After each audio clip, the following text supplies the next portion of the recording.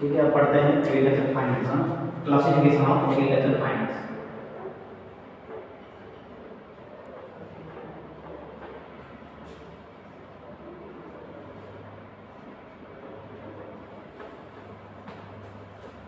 Classification of agriculture finance में कई point हैं, जैसे कि अकॉर्डिंग टू टाइम,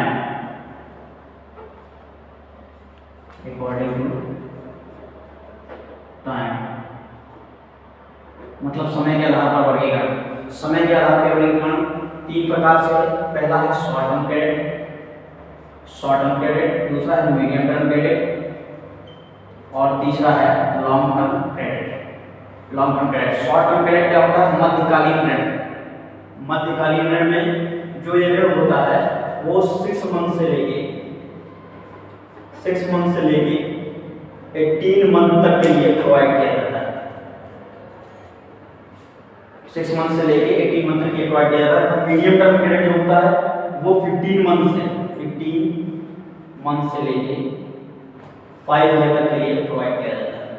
और जो लॉन्ग टर्म क्रेडिट होता है, लॉन्ग टर्म क्रेडिट जो होता है 5 साल से लेके 5 ईयर से लेके ये 20 ईयर तक के लिए प्रोवाइड किया जाता है। ये जो अभी क्वेश्चन आया भी था आपके मैथ्स में, मीडियम टर्म का 15 मंथ, ये याद रखना 5 to 18, 6 to 18 होता है, ठीक है, और यहाँ 15 to 5 ईयर, ठीक है।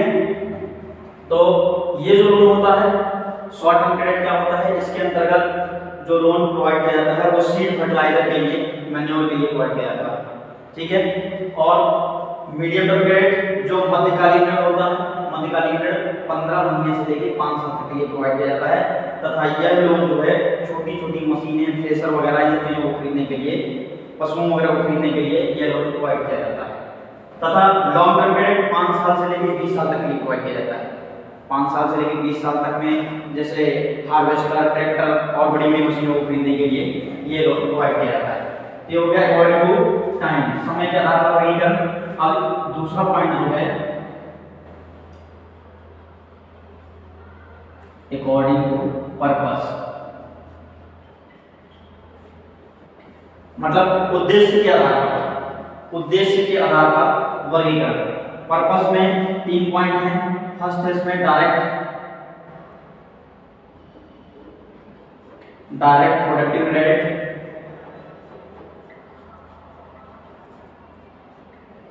इनडायरेक्ट प्रोडक्टिव क्रेडिट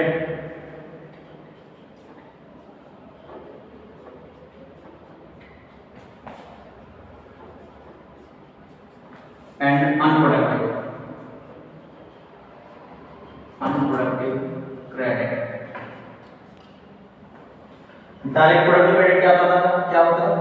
प्रत्यक्ष उत्पादन ऋण, ठीक है। प्रत्यक्ष उत्पादन ऋण क्या होता है कि मतलब इस प्रकार का लोन जिससे कि हम कोई ऐसी चीज खरीदे जिससे हमें डायरेक्ट प्रोडक्शन दिखे, जैसे हमने सीड खरीदा, फर्टिलाइजर खरीदा, मैन्योर खरीदा, अब उसको हमने खेत में यूज किया तो उससे हमें डायरेक्ट प्रोडक्शन समझ में आएगा कि हाँ इससे डायरेक्ट प्रोडक्शन हुआ है, ठीक है। तो हो गया डायरेक्ट प्रोडक्शन ऋण।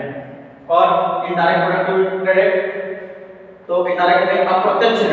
अप्रत्यक्ष ऋण मतलब आपने पहले किसी से लोन लिया है, ऑलरेडी पहले से किसी से लोन लिया है, तो दोबारा किसी संस्था से लोन लेके पहले उस लोन को कंफर्म करना, ठीक है, मतलब पुराना कर्ज अदा करना, ठीक है, पुराना कर्ज अदा करना, ये अप्रत्यक्ष उत्पादन ऋण कहलाता है। और अनप्रोडक्टिव क्रेडिट क्या होता है? अनुत्पादक ऋण। अनुत्पादक ऋण क्या होता है कि आपने किसी संस्था से लोन लिया, लोन लेने के बाद पैसे को ऐसे जगह इन्वेस्ट कर दिया जिससे कोई प्रोडक्शन ना मिलेगा, कोई भी प्रोडक्शन जिससे नहीं मिलेगा, जैसे कि बर्थडे पार्टी, एनिवर्सरी, शादी समारोह, कोई भी मतलब ऐसी पार्टियां कर देना जिससे कोई प्रोडक्शन नहीं मिलेगा। ये हो गया अकॉर्डिंग टू पर्पस। अब थर्ड पॉइंट है according to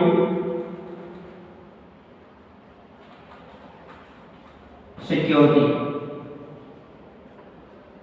according to security में 2 पॉइंट है, security credit and unsecured credit.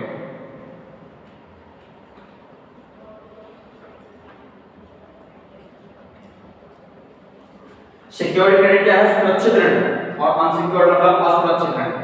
मतलब जब संस्था आपको लोन प्रोवाइड करेगी तो उसको ये कंफर्म होगा कि उसका पैसा सेल है, मतलब कि आप जिस पर्पस के लिए लोन लिए हो वो सक्सेस होगा, उसको क्लियर है, ठीक है। तथा अनसिक्योर्ड क्रेडिट क्या है? अनसिक्योर्ड क्रेडिट वह है जिसमें क्या है कि संस्था को भी थोड़ा डाउट है कि पता नहीं प्रोडक्शन होगा या नहीं होगा, उसको थोड़ा सा डाउट है, ठीक है। Secured credit and unsecured credit. उसके बाद इसमें और भी पॉइंट है।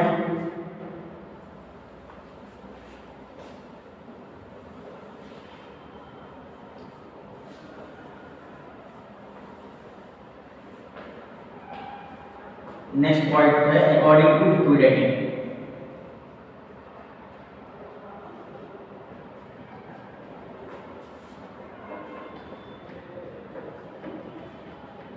यही क्वेश्चन आया था लिक्विडिटी, ये क्वेश्चन आया था अभी आपके मिड सेम में। तो इसमें क्या है लिक्विडिटी, इसमें दो प्रकार के होते हैं, सेल्फ लिक्विडिटी, परिसमापन। परिसमापन मतलब कि किसी भी चीज को समाप्त हो जाना। अभी एक्सप्लेन कर रहा हूं आपको।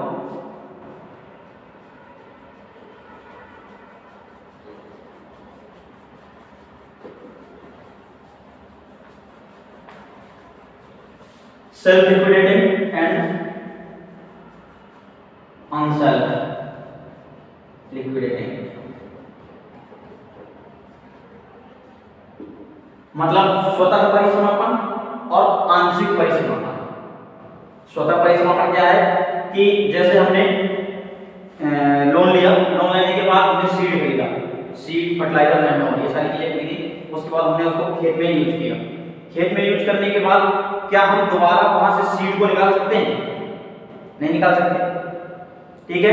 तो अगर हम उस सीड को दोबारा निकाल लेते तो वो सेल्फ लिक्विडेटिंग नहीं होता, ठीक है। मतलब स्वतः परिसमापन मतलब अपने आप वो समाप्त हो जाएगा। मतलब जैसे सीड लगाया तो वो सीड समाप्त हो गया, लेकिन उसमें जर्मिनेशन हुआ। समाप्त होने का मतलब कि वो सीड नहीं है, अब आप उसको निकाल के कहीं और नहीं लगा सकते हैं, ठीक है। उसमें जर्मिनेशन होगा, प्लांट्स बनेगा और प्रोडक्शन भी होगा, सारी चीजें। आपको दोबारा लोन लेना पड़ेगा उस वर्क के लिए। जैसे फर्टिलाइजर आपने डाला, मैन्योर फर्टिलाइजर जो भी डाला आपने, पेस्टिसाइड यूज किए, ठीक है। तो उसके लिए फिर आपने जो भी खरीदा लोन लेने के बाद, तो आपको बार बार उसको खरीदना पड़ेगा। ऐसा कहीं नहीं कि आपने पेस्टिसाइड उसमें यूज किया फिर दोबारा उसी को यूज कर लो, उसमें निकल जाएगा वो, ठीक है। नेक्स्ट पॉइंट है अनसेल्फ लिक्विडेटिंग, आंशिक परिसमापन। ऐसा रेट जब हम किसी संस्था से लोन लेते हैं तो हम पैसे को ऐसे जगह इन्वेस्ट करते हैं जहां पे बहुत थोड़ी मात्रा में कुछ ना कुछ उसमें पैसा लगाना पड़ता है। जैसे ट्रैक्टर खरीदा आपने, ट्रैक्टर के लिए हर साल तो पैसा नहीं खर्चा करना पड़ेगा, लेकिन उसमें थोड़ा बहुत तो इन्वेस्ट करना पड़ेगा। जैसे डीजल का चार्ज, कहीं टूट फूट हुआ थोड़ा थोड़ा तो उसमें नॉर्मल खर्च तो करना पड़ेगा, उसको कहते हैं आंशिक परिसमापन। तथा पांचवा पॉइंट है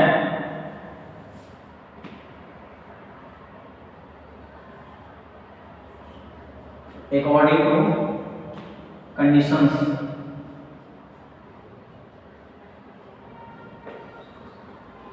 इसमें 3 पॉइंट है, जनरल, डिजास्टर तथा डेवलपमेंट।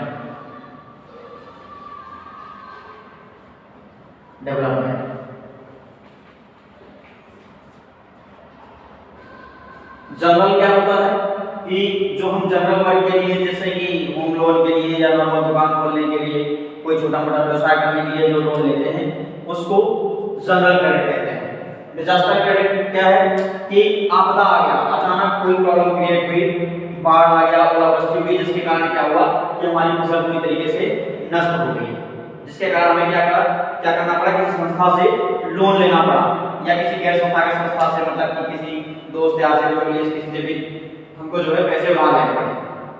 वो हो गया आपका डिजास्टर क्रेडिट। तथा डेवलपमेंट क्रेडिट क्या है? डेवलपमेंट क्रेडिट मतलब कि अगर हमारे पास ऑलरेडी हम वर्क कर रहे हैं, डेवलप कर रहे हैं, लेकिन उसको और ज्यादा बिजनेस को बड़ा करने के लिए जो लोन हम लेते हैं, ठीक है, जो लोन लेते हैं उसको हम डेवलपमेंट क्रेडिट कहते हैं, ठीक है।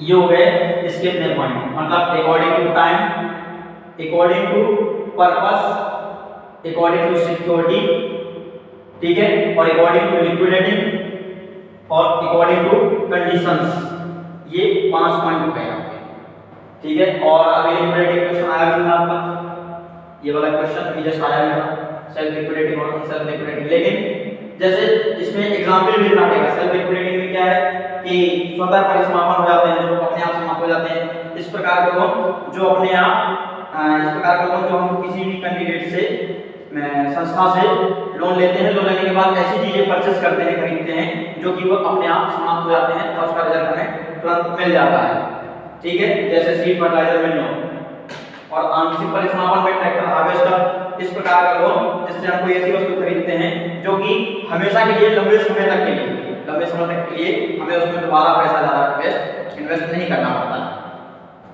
ठीक है। उसे अनसेल्फ लिक्विडेटिंग लोन कहते हैं, ठीक है।